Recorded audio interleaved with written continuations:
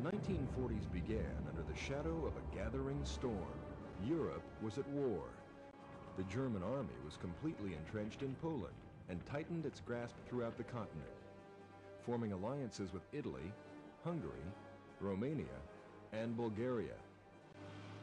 In the Far East, Japan occupied vast portions of Eastern Asia, from Manchuria in northern China to the Indochina Peninsula. Steeped in isolationism, Americans felt far removed from the bloody conflicts overseas. A poll taken by the Roper Organization at the start of the 40s showed that 67% of all Americans were opposed to taking sides in the European war. President Roosevelt, always a man of the people, reflected that sentiment by assuring the nation that its boys would not be sent into any foreign wars. I hate war. Certain of safety, the country went about the business of living. Must come up and see me sometime. Oh, yeah, I'll do that, my little chickadee. The golden age of Hollywood continued. W.C. Fields and Mae West kept audiences in stitches, while Jimmy Stewart received an Oscar for Best Actor in The Philadelphia Story, which also starred Katharine Hepburn and Cary Grant.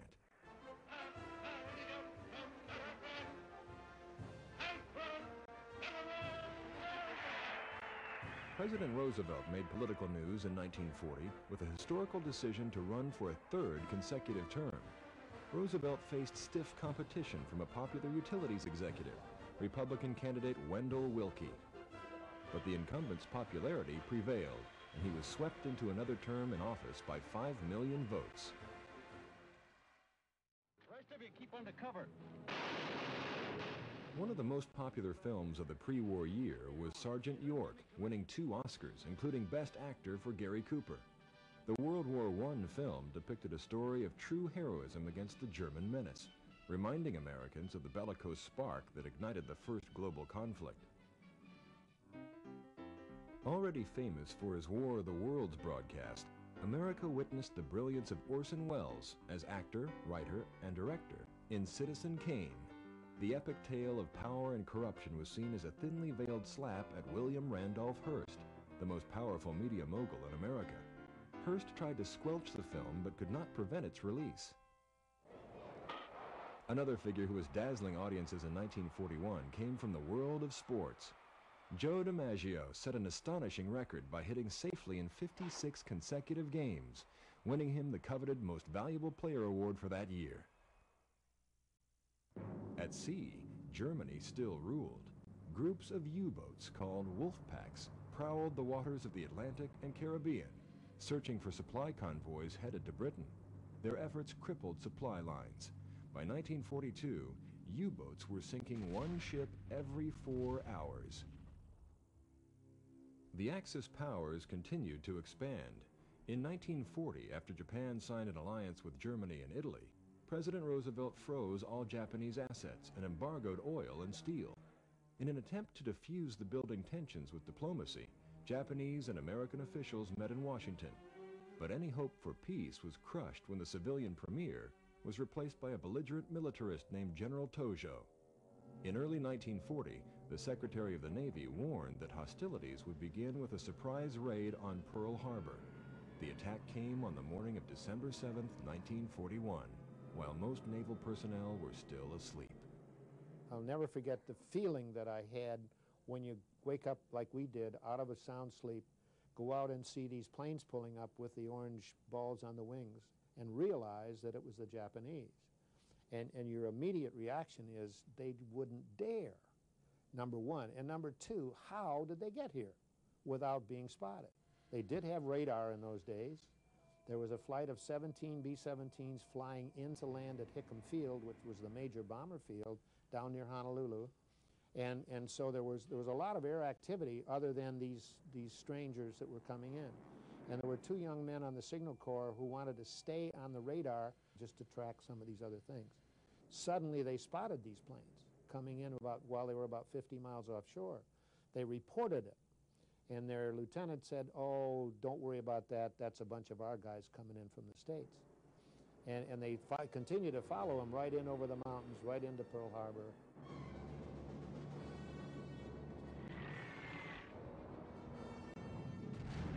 yesterday, December 7th, 1941, a date which will live in infamy. The United States of America was suddenly and deliberately attacked by naval and air forces of the Empire of Japan. No matter how long it may take us to overcome this premeditated invasion, the American people in their righteous might will win through to absolute victory.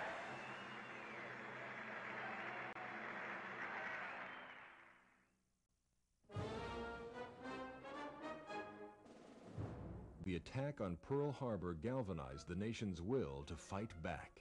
Swarms of men gathered at local enlistment stations. Women stepped into the production lines to fill the void, freeing men for active duty. Rosie the Riveter became the symbol of this newfound role for women. Both in World War I and very much in World War II, they needed the women to come into the war industry and do the work, as the guys were drafted in the Army and the Navy, the GIs. And suddenly, you know, all the business of women's place in the home and so on and so forth, that wasn't that important. Now the women were needed in the war plants. Without them, production would have slowed to a trickle and greatly affected the Allied effort. Not long after war was declared, the federal government ordered all persons of Japanese ancestry into internment camps. We were evacuated in 1942. Our family ended up in the War Relocation Center in Tule Lake, California, which is near the Oregon border.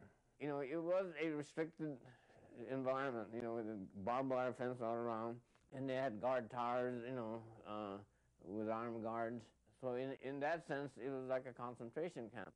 For the remainder of the war, these loyal citizens were denied due process, suffering the shame of being prisoners simply because of their lineage. In Europe, racial injustice surged. In an effort to deal with the accumulating numbers of Jewish people in Nazi-occupied territory, Nazi leaders devised the final solution. The final solution was a deliberate plan to murder all of Europe's 11 million Jews. In Mein Kampf, Hitler talked about the Jews, who were the subhumans of history, the cancer of every society, and that how we must rid ourselves of this cancer. When the pressures of the Second World War came upon him, he decided to implement that. If you can't get rid of the Jews by sending them elsewhere, kill them.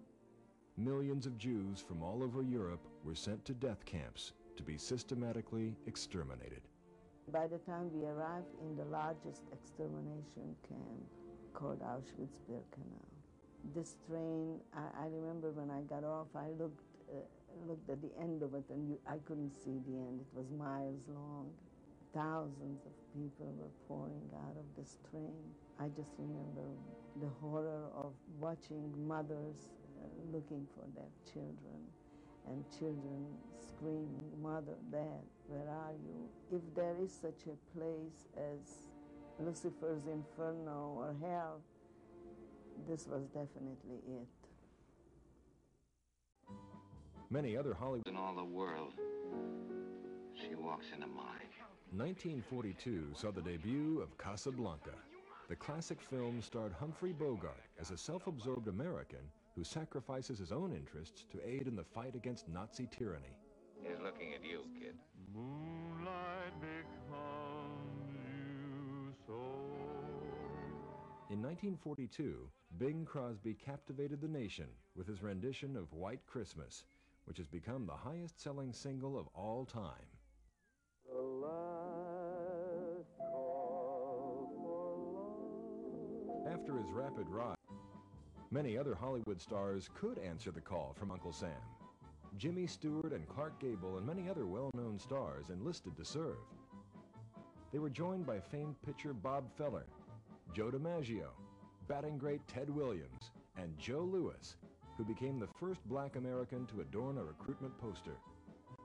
Throughout the duration of the war, Eleanor Roosevelt traveled the globe, boosting the spirits of those who fought for their country. Many other notables joined the First Lady's cause, stars like Marlene Dietrich, Edward G. Robinson, and Bob Hope toured the front in USO-sponsored shows. The only man in the world can kiss a girl and give her the brush off at the same time. There he is. Look at that jungle. Isn't that a beautiful thing? Look at that. Careful, careful. Huh? Snipers. Pin-up girls Rita Hayworth and Betty Grable became symbols of what American men were fighting for. The girl back home. Average Americans did their part to aid in the war effort as well. By the truckloads, they recycled rubber, metal, even beer cans and empty toothpaste tubes. Victory gardens sprang up everywhere from Manhattan to Malibu, so farmers could focus on feeding the troops. To help finance the war effort, war bonds and war stamps were sold by the millions. Not unless you buy a share of freedom today. Any stamps, any bonds today.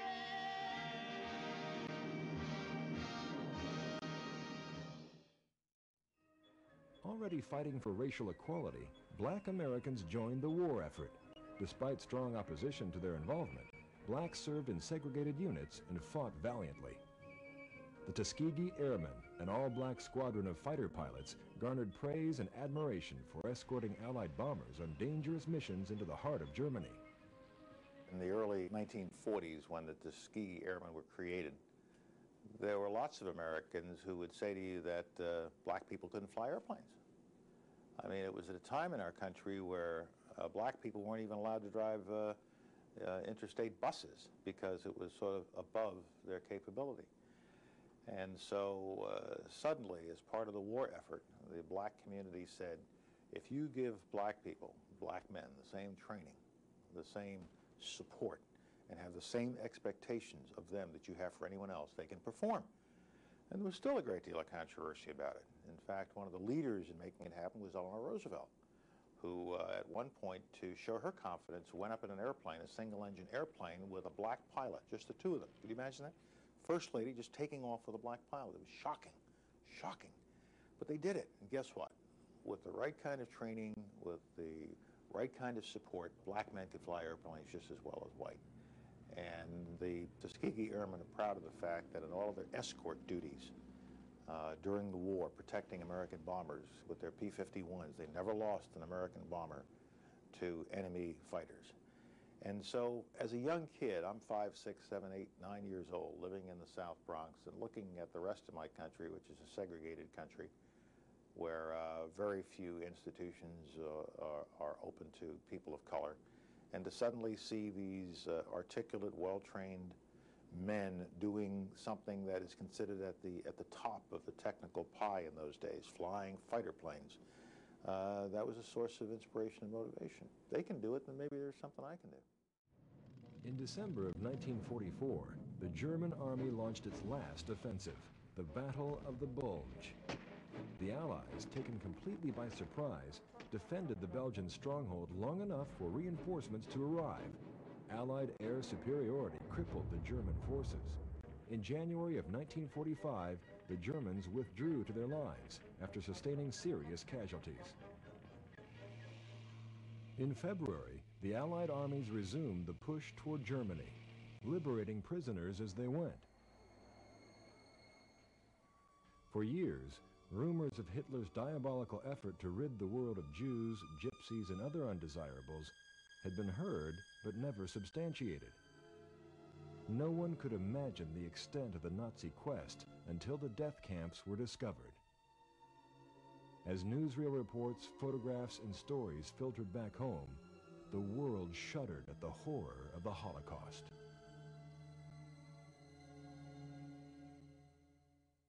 But the war was not over in the Pacific.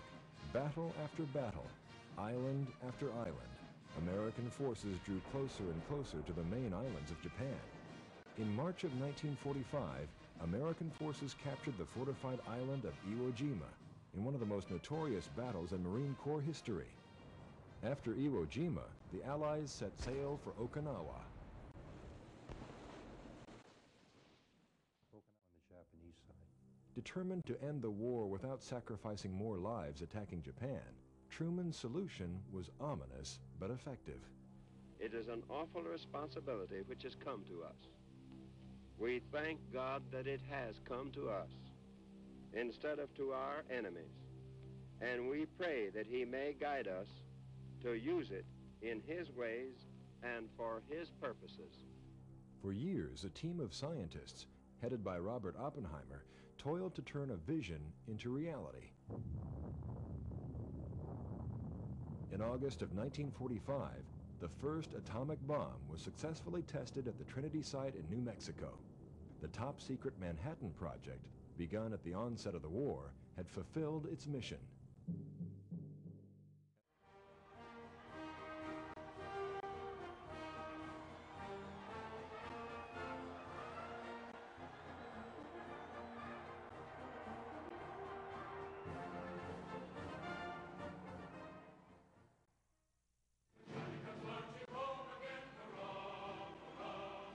The post-war baby boom era began with the GIs returning home and Americans getting back to the business of living.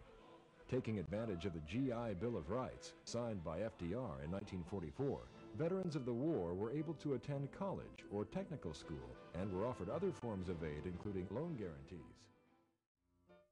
In 1946, the world was introduced to the first general-purpose computer. Enormous by today's standards, it was a marvel of technology, designed and built by a team from the University of Pennsylvania.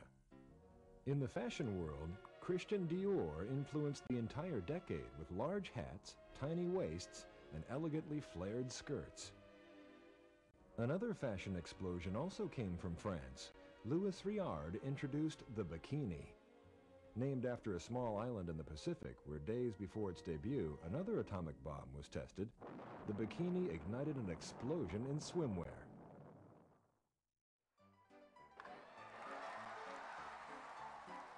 1947 marked the year that would change the face of professional sports. The Brooklyn Dodgers signed Jackie Robinson, a gifted young athlete from the Kansas City Monarchs of the Negro Leagues. America's game was now integrated, and the critics cried foul. But Robinson would not be rattled. After leading the Dodgers to the pennant, he silenced his critics by winning Rookie of the Year honors in 1947. There is no justifiable reason for discrimination because of ancestry or religion or race or color. The politics were shifting by the late 40s, and both the Democrats and the Republicans were trying to lead with the civil rights plank. And Truman acted in the only institution of the government that he could act, the military. He could write an executive order. He could never have gotten a law passed. If the desegregation of the armed forces in the United States in 1948 required a law, it never would have passed, at least at that time, of course. So he did it with an executive order that required no congressional authority. And it was the only institution then in American life that became fully integrated, and you could rise according to performance. But what Truman did in 1948 was recognize that a nation that had asked hundreds of thousands of black men and women to go far away from home, to fight for liberty, to defeat fascism, and had asked black men and women throughout our nation's history to go fight for freedom and then deny them freedom in their own land, not serve the very people we were asking to serve, could no longer continue.